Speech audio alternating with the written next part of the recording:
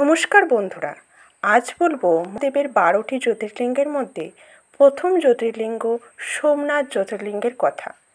হিন্দু শাস্ত্র অনুযায়ী অরিত্রা নক্ষত্রের রাতে মহাদেব ভক্তদের দুঃখ দুর্দশা কষ্ট দূর করার জন্যে স্বয়ং জ্যোতির্লিঙ্গ রূপে আবির্ভূত হয়েছিলেন। পুণ্যভূমি ভারতবর্ষের 12টি স্থানে শিবভক্ত জ্যোতির্লিঙ্গ রূপে বিখ্যাত। শিবপুরাণে শতরুদ্র সংহিতায় দ্বাদশ জ্যোতির্লিঙ্গের নাম উল্লেখ রয়েছে। এই 12টি জ্যোতির্লিঙ্গের উৎপত্তি নিয়ে রয়েছে চমকপ্রদ পৌরাণিক কাহিনী, নানান ঘটনা। শ্রাবণ মাস মানেই মহাদেবের প্রিয় মাস। বলা হয় তীর্থের দেবতা না ডাকলে তীর্থ দর্শন হয় না। বিশ্বাস করা হয় জ্যোতির্লিঙ্গের দর্শন করতে না পারলেও তার মাহাত্ম্য শুনলে দ্বাদশ জ্যোতির্লিঙ্গের পুজো সম্পন্ন হয়। গুজরাটের পশ্চিম উপকূলে সৌরাষ্ট্রীয় বেরাবলের কাছে প্রভাস ক্ষেত্রে এই মন্দির অবস্থিত। আমেদাবাদ থেকে 400 কিলোমিটার দূরে সোমনাথ মন্দির। এই পুণ্যভূমিতেই শ্রীকৃষ্ণ এবং বলরাম দুজনেই দেহত্যাগ করেছিলেন। যাদব বংশের ধ্বংস এখানেই হয়েছিল। যাদবদের পতনের জন্যে পতন শব্দ থেকে পত্তন কথাটির উৎপত্তি। তাই এই প্রভাস তীর্থের অপর নাম প্রভাস পত্তন বা সোমনাথ পত্তন। এই নামের পেছনে রয়েছে আর এক পৌরাণিক কাহিনী। রাজা দক্ষ প্রজাপতি চন্দ্রের সাথে তার 27টি কন্যার বিবাহ দেন। চন্দ্রের আর এক নাম হচ্ছে সোমদেব। এই 27 জনের মধ্যে রোহিণী ছিলেন অত্যন্ত সুন্দরী, ফলে চন্দ্রের অনুরাগও ছিল তার উপর সবচেয়ে বেশি। এই নিয়েই সকল বোনেদের মধ্যে অভিমান ঈর্ষা লেগেই থাকত। সকল কন্যা মিলে পিতা দক্ষকে তাদের দুঃখের কথা জানালেন। পিতা কন্যাদের বোঝালেন এইভাবে অভিমান না করে তারা যেন রোহিণীর মতো অনুসরণ করে, যাতে তারা তাদের আদর ও ভালোবাসা পান চন্দ্রদেবের কাছ থেকে। পিতার কথা শুনে সকলেই চেষ্টা শুরু করলো, কিন্তু ফল হলো উল্টো। চন্দ্রদেব রোহিণীর প্রতি আরও বেশি প্রেমাসক্ত হয়ে গেলেন। অন্যদের প্রতি তাচ্ছিল্যের মাত্রা আরও বেড়ে গেল। কন্যারা আবার অভিযোগ জানালেন দক্ষ রাজার কাছে। রাজা চন্দ্রকে ডেকে বোঝালেন, কিন্তু তারও ফল হলো উল্টো। চন্দ্র রোহিণীকে আরও বেশি ভালোবেসে অন্যান্যদের প্রতি চরম অবহেলা করতে শুরু করলেন। এই সংবাদ দক্ষের কানে পৌঁছালো। ক্রোধের বশবর্তী হয়ে তিনি চন্দ্রকে অভিশাপ দিলেন, তুমি ক্ষয় রোগে আক্রান্ত হবে। দক্ষের অভিশাপে চন্দ্রের ক্ষয় রোগ হলো, তার জ্যোতি হলো স্লান এবং সারা পৃথিবীতে শীতল বর্ষণের কাজ থমকে গেল। সৃষ্টি ও ধ্বংসের ভয়ে সকল দেবতারা চন্দ্রদেবকে নিয়ে ব্রহ্মার কাছে গেলেন। ব্রহ্মাদেব উপদেশ দিলেন, প্রভাস তীর্থে শিবের আরাধনা করো। তার কথা মতো রোহিণী সহ চন্দ্রদেব প্রভাস তীর্থে এসে হিরণ্য, কপিলা ও সরস্বতী এই ত্রিসঙ্গমের তীরে বসে মহাদেবের ঘোর তপস্যা করতে লাগলেন। তার তপস্যায় আশুতোষ সন্তুষ্ট হয়ে দর্শন দিয়ে বললেন, চন্দ্রদেব, তোমার তপস্যায় আমি সন্তুষ্ট হয়েছি। দক্ষের অভিযোগ বা অভিশাপ বিনাশ হওয়ার নয়, তবে তুমি ক্ষয়প্রাপ্ত হলেও আমার আশীর্বাদে আবার পূর্ণতা পাবে। অর্থাৎ কৃষ্ণপক্ষে প্রতিদিন তোমার এক এক কলা ক্ষয় হবে এবং কৃষ্ণ শুক্লপক্ষে ক্রমশ এক এক কলা বৃদ্ধি পাবে। চন্দ্রদেব তখন মহাদেবকে প্রভাস তীর্থে প্রকট হওয়ার অনুরোধ জানালেন। মহাদেব সূর্য কিরণের দীপ্ত নিয়ে জ্যোতির্লিঙ্গ রূপে সেখানে প্রকট হলেন। চন্দ্রদেব প্রভাস তীর্থে স্বর্ণময় মন্দির নির্মাণ করিয়ে জ্যোতির্লিঙ্গ প্রতিষ্ঠা করলেন। চন্দ্রদেবের অপর নাম সোমদেব বলে এই জ্যোতির্লিঙ্গ সোমনাথ নামে খ্যাত হল। দ্বাদশ জ্যোতির্লিঙ্গের মধ্যে সোমনাথই হল আদি জ্যোতির্লিঙ্গ বা প্রথম জ্যোতির্লিঙ্গ। চন্দ্রদেবের তৈরি এই মন্দির কতদিন ছিল তা কেউ জানে না। প্রভাস পত্তনের ভদ্রকালী মন্দিরে প্রাপ্ত একটি শিলালিপি থেকে জানা যায়, এই মন্দির কোনো কারণে ধ্বংস হওয়ার পর রাবণ এখানে রজত মন্দির নির্মাণ করেন। সেটাও ধ্বংসের পর যুধিষ্ঠির চন্দন কাঠের মন্দির নির্মাণ করেন। সোমনাথ মন্দিরের প্রাচীনত্ব গবেষণার বিষয়। পৌরাণিক কাহিনীর পর আসে সোমনাথ মন্দিরের ইতিহাসের কথা। খ্রিস্টপূর্ব 184 অব্দে গ্রিক রাজা মিন্ডা এসেছিলেন ভারতে। তবে তিনি হিন্দু মন্দির ধ্বংস না করে পরম শান্তির পথ খুঁজে পান বৌদ্ধ ধর্ম গ্রহণে। এর 200 বছর অতিক্রান্ত হল প্রভাস তীর্থ সোমনাথ আসে শকক্ষেত্র পদের অধীনে। এই তীর্থকে পুনর্জীবিত করে তোলেন তৎকালীন রাজা নাহপান।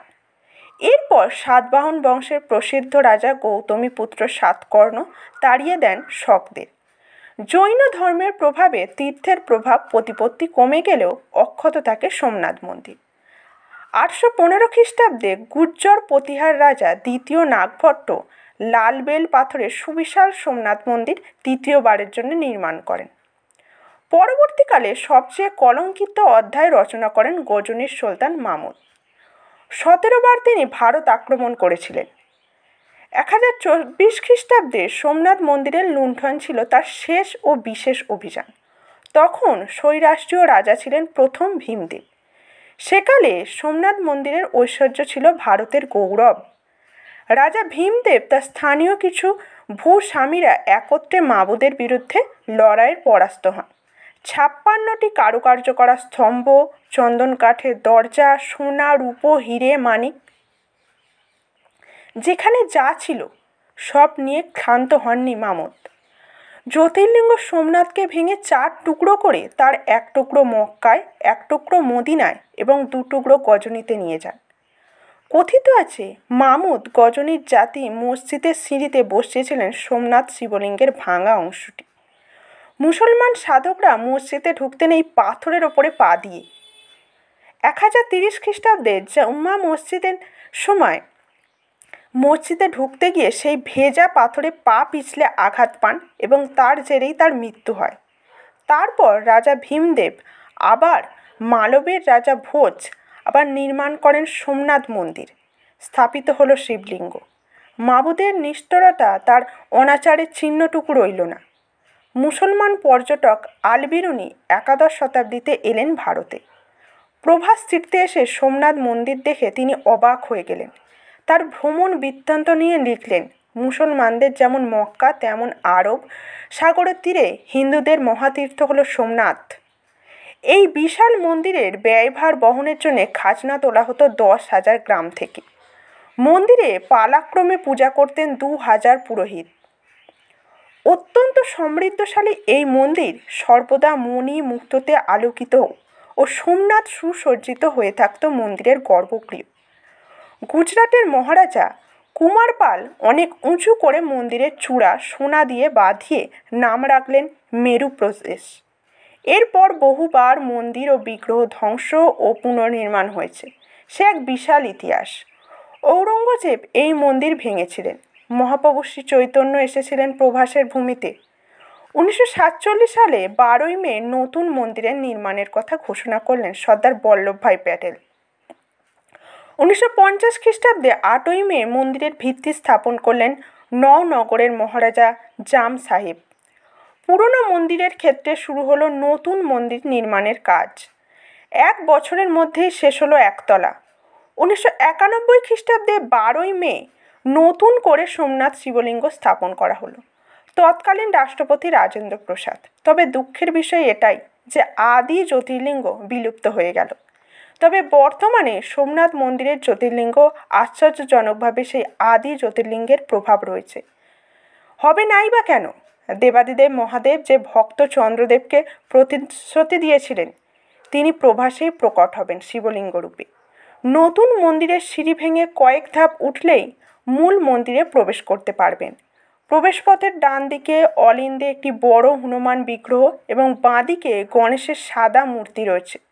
অসংখ্য চওড়া কারুকার্য খচিত স্তম্ভের ওপর দাঁড়িয়ে আছে সুবিশাল মন্দির। কোনো স্তম্ভের কোনায়